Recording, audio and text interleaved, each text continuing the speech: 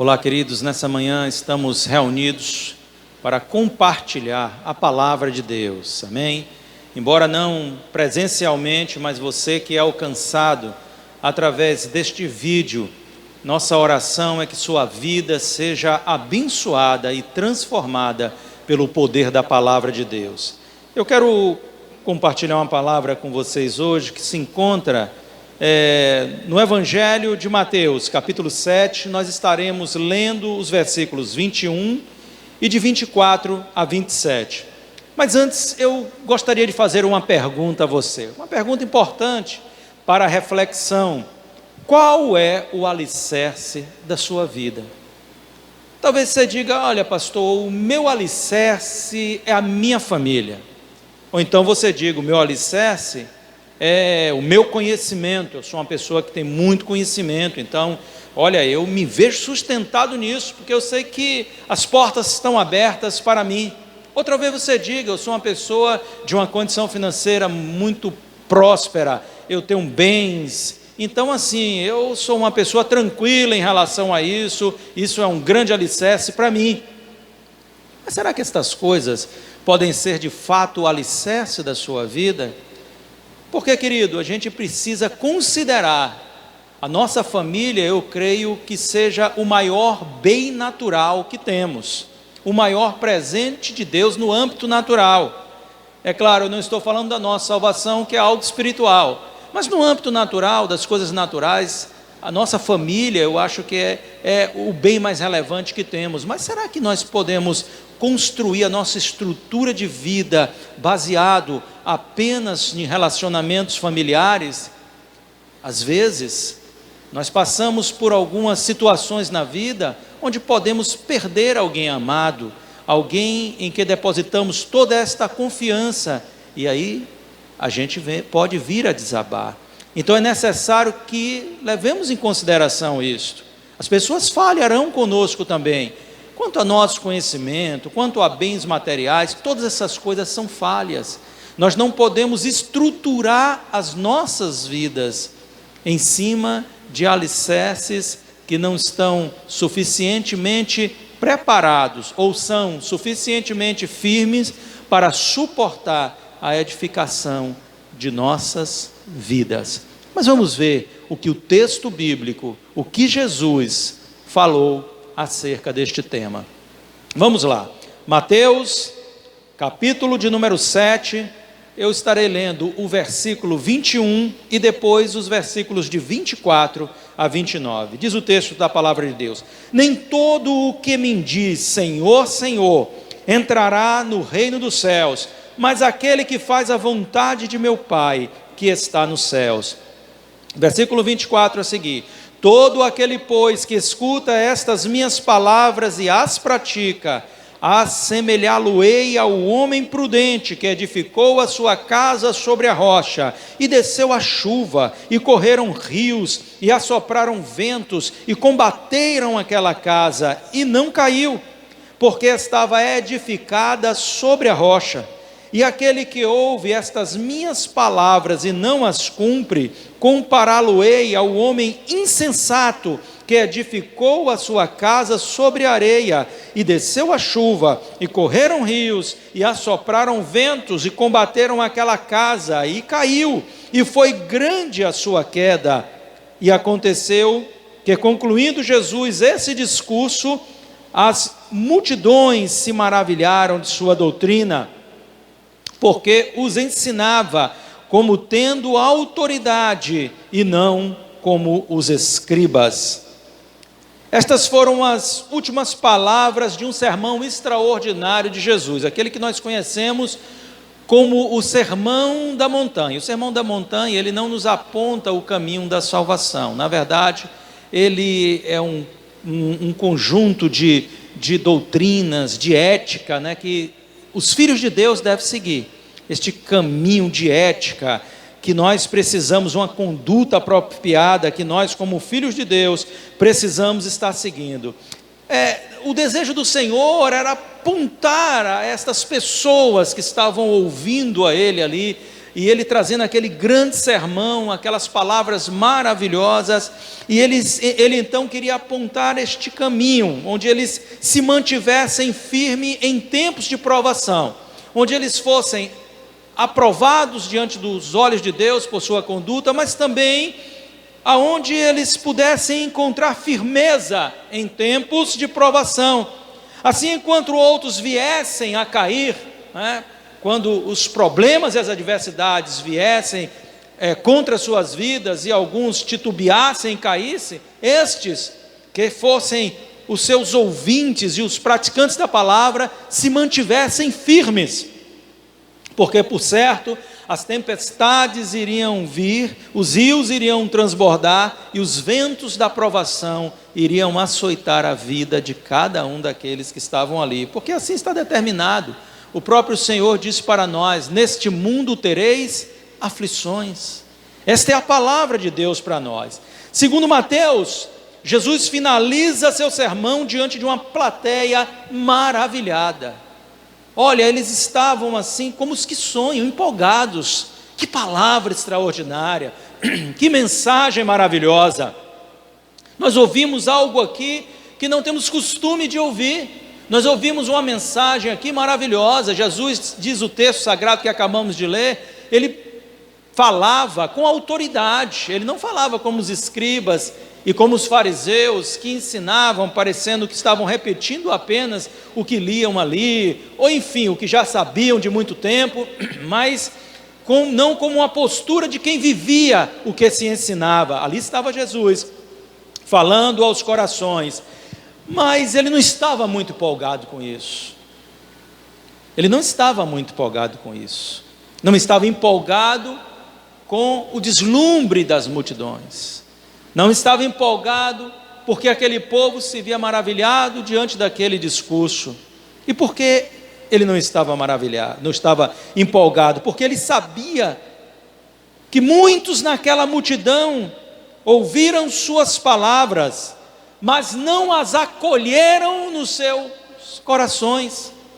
Eles ouviram, eles estavam ali, eles receberam até o impacto daquela palavra e ficaram maravilhados, mas isso não é indicativo de acolhimento no coração.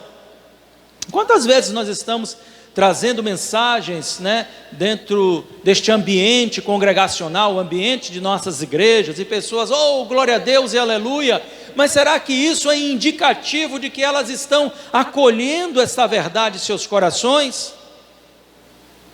E às vezes também não é indicativo de que estão prontos para praticar o que ouvem. Jesus sabia disso, por isso o deslumbre daquela multidão não empolgou ao Senhor. Ele bem sabia que muitos ali não tinham acolhido o que ele havia falado, nem tampouco estavam prontos para praticar as suas palavras. Então ele lhes faz uma dura advertência, e nós acabamos de ler, essa advertência tinha a intenção de gerar despertamento em suas vidas, e essa advertência que se encontra lá em Mateus capítulo 7, versículo 21, Jesus diz o seguinte, eu vou repetir a leitura: nem todo o que me diz Senhor, Senhor, entrará no reino dos céus, mas aquele que faz a vontade de meu Pai que está nos céus. O texto de Lucas, que é correspondente a esse texto, se encontra lá no Evangelho de Lucas, no capítulo 6, no versículo 46, então Lucas registra esta fala da seguinte forma: e por que me chamais Senhor, Senhor, e não fazeis o que eu digo? Em outras palavras, muitos aqui são ouvintes assíduos, mas não passam disso, estão detidos apenas na prática de ouvir. Para Jesus era um despropósito chamá-lo de Senhor e não fazer o que ele mandava, o que ele dizia, o que ele orientava. Mesmo assim, alguns afirmavam ser ele o Senhor de suas vidas, sem fazer aquilo que estava sendo orientado por ele. Imagine, então Jesus considera isso um despropósito. O que adianta vocês me chamarem Senhor, Senhor? O que adianta vocês afirmarem isso se na prática vocês não obedecem àquilo que eu lhes mando fazer. Ouvir e praticar suas palavras seria um alicerce para as suas vidas. A conduta agradável a Deus e a única garantia que poderiam prevalecer diante das adversidades que a vida traria a eles. Mas muitos não alcançaram esta revelação, assim como no dia de hoje. As pessoas, como falamos aqui, elas às vezes veem um ambiente congregacional, estão ouvindo mensagens pelas redes, e dizem: olha, que palavra, que maravilha, glória a Deus, aleluia. Mas os seus corações ainda estão fechados à palavra de Deus. Não há uma verdadeira intenção de praticar aquilo que se está aprendendo, aquilo que se está ouvindo. Agora eu quero chamar a sua atenção, sendo você uma pessoa já cristã ou não, sendo você uma pessoa que tem a convicção da sua salvação ou não. 3 ações Jesus demanda de todos eles e de nós também. Elas estão bem definidas nesse texto de Lucas, nesse versículo do Evangelho de Lucas que acabamos de ler, Lucas 6,47. Então Jesus diz o seguinte: qualquer que vem a mim e ouve as minhas palavras e as pratica. O Senhor demandava de todos que, em primeiro lugar, viessem a Ele. Em segundo lugar, ouvissem as suas palavras, ou seja, aqui é no sentido de aprendizado. E em terceiro lugar, as praticates. Vir, ouvir e praticar.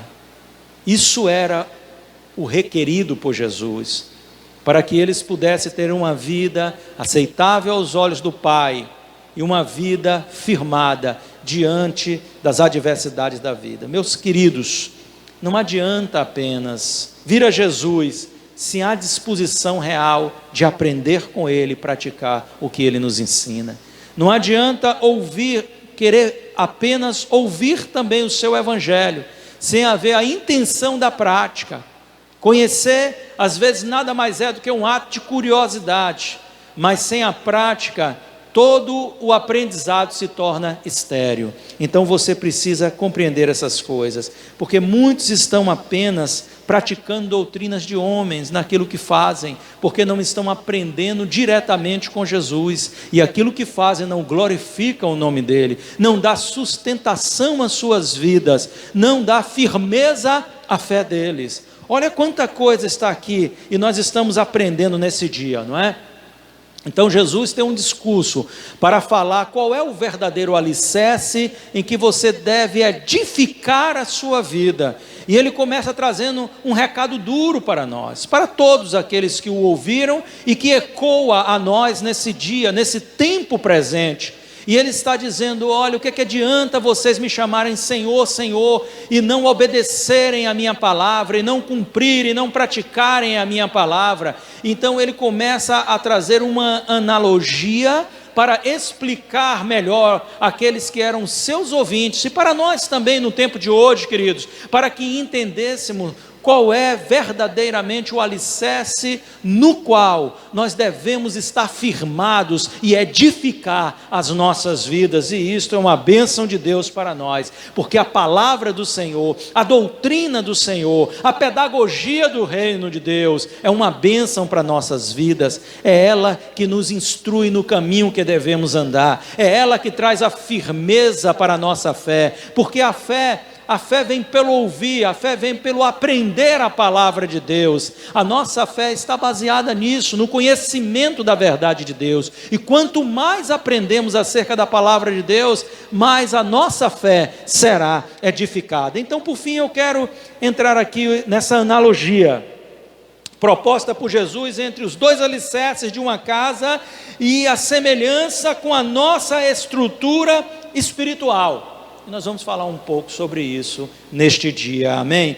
Aqui ele apresenta 2 cenários possíveis aos homens. O primeiro cenário é o de uma casa construída sobre uma rocha, sobre o alicerce firme de uma rocha. E o segundo cenário é uma casa construída, edificada sobre o falso alicerce, que era a areia. Aqui ele cita, a areia como um alicerce que você nunca deve usar para edificar uma casa sobre ele. Então, queridos, vamos analisar esses cenários e aplicá-los às nossas vidas. Eu quero falar algumas coisas com vocês. Em primeiro lugar, eu quero dizer que fica claro que tudo na edificação, o sucesso da edificação, tudo na edificação da casa, de uma casa, e vamos nos colocar como esta casa, depende de um bom alicerce. Depende de um bom alicerce. Sua capacidade de crescer, sua capacidade de se expandir, de ser estável, inabalável, duradoura, segura, possuir valor e cumprir o propósito para o qual foi construída. Tudo isso depende de um bom alicerce. Porque se não houver um bom alicerce, a casa, ela não poderá crescer, ela não poderá ter uma estrutura elevada. Você comprometeria toda a estrutura se não houvesse um bom alicerce. Então você não pode crescer a casa. Você não pode construir, de fato, algo maior, de maior relevo, se você não tiver um bom alicerce.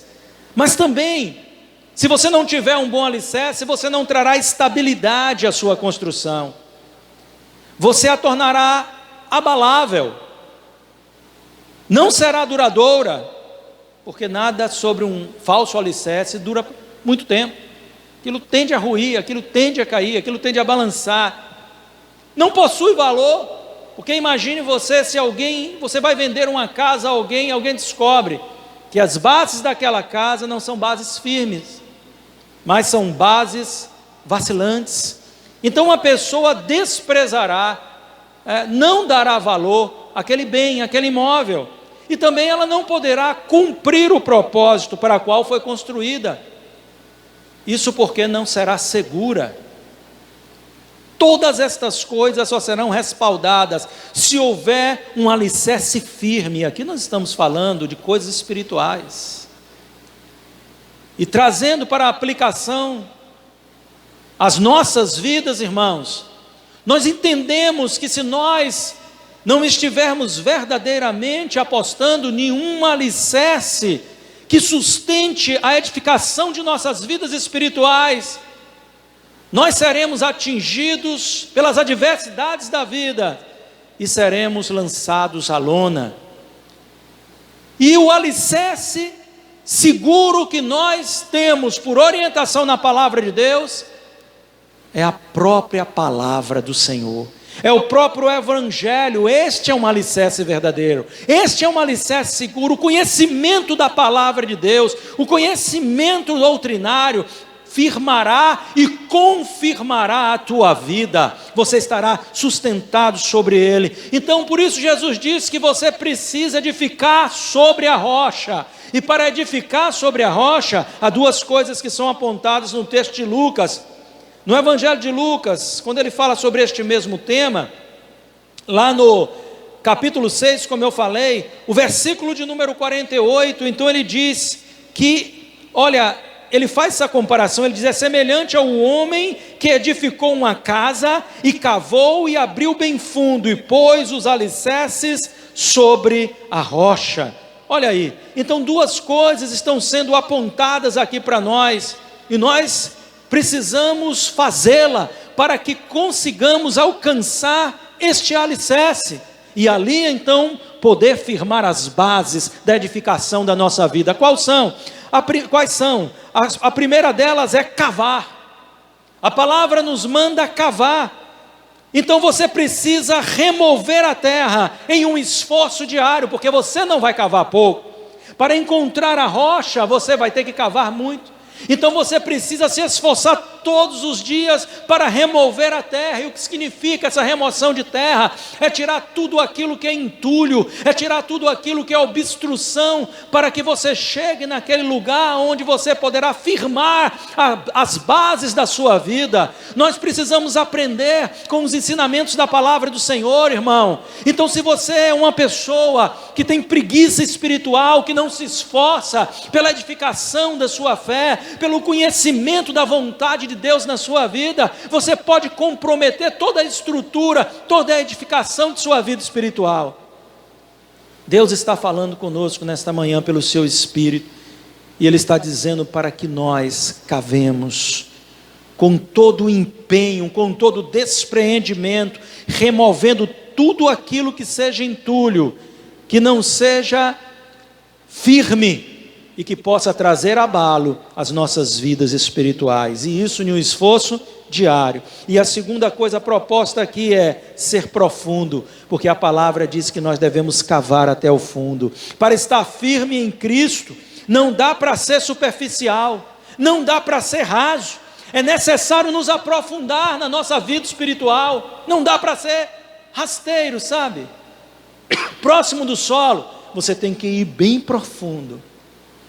Há pessoas cuja vida espiritual dela é determinada por momentos relâmpagos de busca a Deus. Será que você vai encontrar firmeza agindo assim? Pessoas que a sua oração diária não passa daqueles segundos em que ela diz ao Senhor pela manhã: Senhor, guarda minha vida e me protege, e à noite, obrigado por tudo, glória a Deus, aleluia, em nome de Jesus, amém, e vai dormir. A busca à palavra de Deus não passa às vezes de alguma mensagem que ouviu em parte no traslado lá para o seu trabalho, ou para onde quer que esteja indo, mas não tem uma vida devocional, não tem uma vida de busca, não se aprofunda, não ora, não jejua, não está verdadeiramente envolvido na palavra, meditando na palavra do Senhor, não participa das coisas pertinentes à obra de Deus, não se doa ao serviço do Senhor, por isso não tem firmeza na sua vida. Você não pode ter uma vida que seja determinada apenas por momentos em que você venha à igreja, à congregação, compartilhar aqui com os irmãos de um momento de louvor, de oração, mas aquelas coisas passarão durante a semana. Você precisa se determinar a uma vida de busca diária, ao seu devocional, diariamente estar na presença do Senhor, determinar um tempo com o Senhor. Isso é a forma de você se aprofundar nele.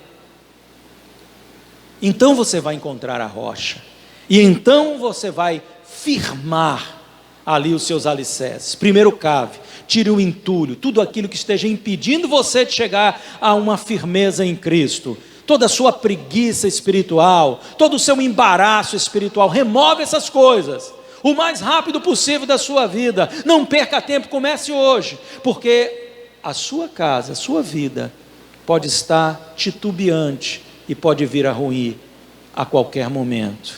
Então se disponha e se aprofunde, porque você só vai encontrar a firmeza na rocha quando você se aprofundar verdadeiramente no conhecimento da vontade de Deus em Cristo Jesus. Em segundo lugar, nesta análise e aplicação, nós entendemos que depois do alicerce, ao homem é determinado edificar a casa. Aqui a casa propriamente dita, porque da casa faz parte o alicerce, mas a casa é a parte visível, é a parte que os olhos contemplam, porque as bases, o alicerce está lá embaixo, então você não vê, você talvez vislumbre algumas colunas, algumas coisas, faz parte da sustentação, mas os alicerces você não vê. Então a casa propriamente dita é a parte visível da construção, é a parte que é vista por todos. Por isso não é à toa que muita gente se esforça muito por adorná-la. Por quê? Porque quer receber o louvor e o reconhecimento por alguma coisa que fizeram. Então buscam sempre adornar a parte visível. Mas lembre-se de que a parte visível nem sempre é indicativo de que existe um bom alicerce lá embaixo. Às vezes você vê uma casa até, sabe, bem pintada, bem dividida, uma planta bem feita, mas pecaram nos fundamentos, e por isso a casa não se torna segura, a casa não se torna estável, e não se torna apropriada para cumprir o propósito pela qual foi construída.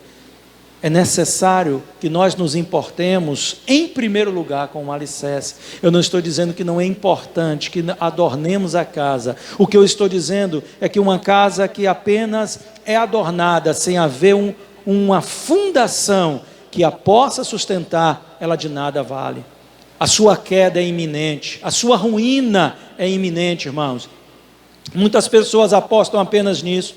Às vezes nós vemos igrejas, vamos citar um exemplo, tão bem estruturadas, você, tanto naquilo que é a construção do seu prédio, tudo muito bem adornado, nos seus ministérios, tudo muito bem profissionalizado, sabe? Aquela coisa muito bem feita, e eu não estou aqui tecendo uma crítica sobre isso. O que eu estou dizendo é que nada disso tem valor, se não houver um verdadeiro alicerce. Mas quando há um verdadeiro alicerce, mesmo que não tenha tanta beleza, mesmo que não tenha tanta suntuosidade, queridos, esta casa tem valor, essa edificação tem valor. E qual é o valor dela? É de estar sobre uma estrutura e jamais se abalará. Louvado seja o nome do Senhor. Vamos lembrar de Jesus. Jesus, ele possuía uma estrutura espiritual inabalável. Eu estou falando aqui da sua condição, não é de Deus, mas de homem aqui na terra. Ele possuía uma estrutura espiritual inabalável. Nós poderíamos dizer que ele era uma casa extremamente bem firmada, jamais se abalou. Mas o que foi dito dele pelo profeta Isaías? Será que a beleza, o exterior, era o que marcava esta casa admirada por tantos?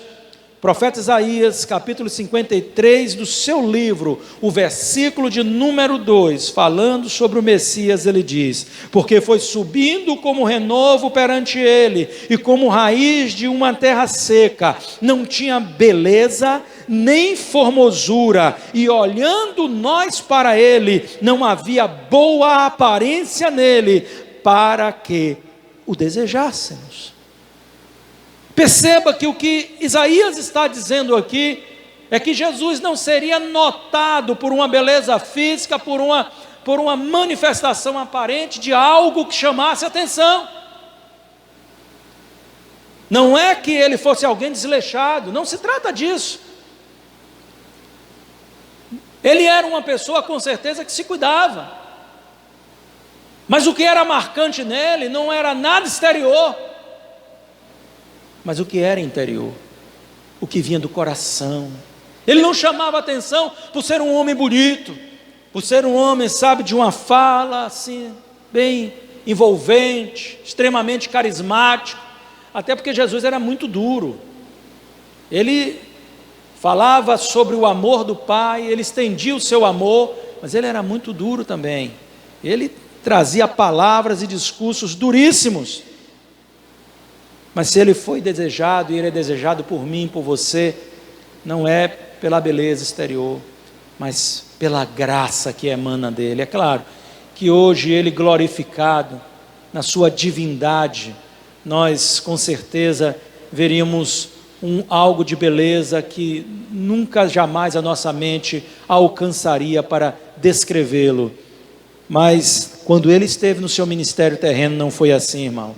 Então, a conclusão disso é que nós não podemos depositar expectativas demasiadas nas aparências, porque nós podemos nos frustrar.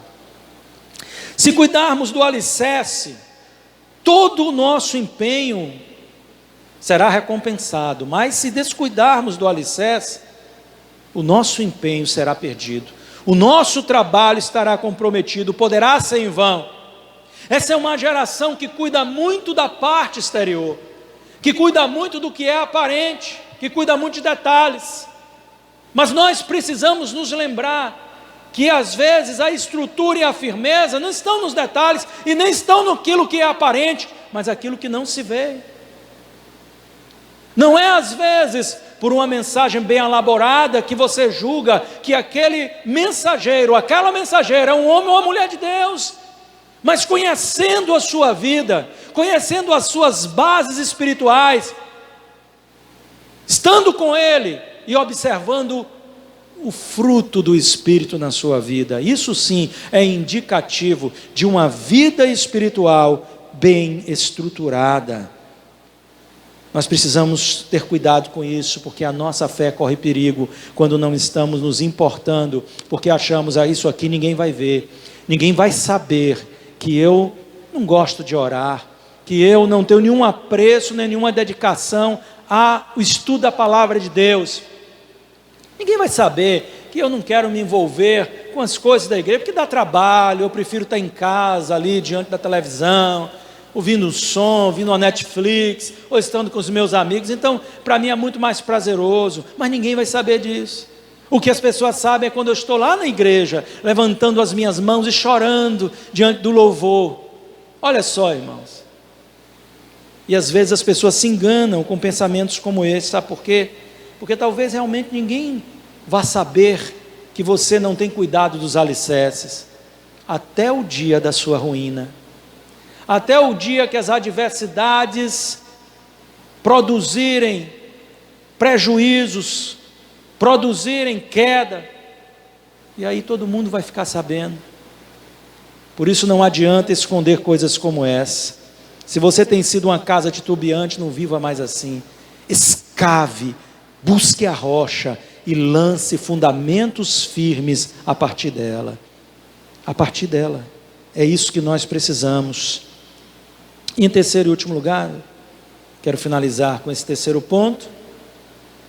Eu quero lembrar a você algo que é muito relevante para todos nós, que é independente do alicerce que você está firmando a sua vida, saiba de uma coisa: as adversidades virão. Como disse Jesus, tanto para a casa edificada sobre a rocha, como para a casa edificada sobre a areia, as chuvas caíram, os rios transbordaram e os ventos sopraram contra ela. Isso significa dizer que as adversidades vão vir. Elas estão determinadas, em níveis diferentes, de formas diferentes, mas elas estão determinadas. E tem um detalhe: a maioria das adversidades não podem ser impedidas de vir a nós por nós mesmos. Elas são permissão de Deus para nos provar e aprovar. Não a intenção de nos derrubar, mas a intenção, às vezes, até mesmo de nos fazer ver quem de fato somos. Porque não poucas vezes temos um autoconceito de nós mesmos que não é verdadeiro, que não é real, que é ilusório e que está nos conduzindo à destruição de nossas vidas. Mas a palavra de Deus jamais falhará conosco, porque a fidelidade do Senhor, ela é a toda prova, ela está acima de qualquer dúvida. O Senhor jamais falhará conosco. Então nós vamos sobreviver se estivermos estruturados sobre a sua palavra. O que o Senhor requer de nós é que nós o busquemos, ouçamos o que Ele tem a nos dizer e pratiquemos as suas palavras.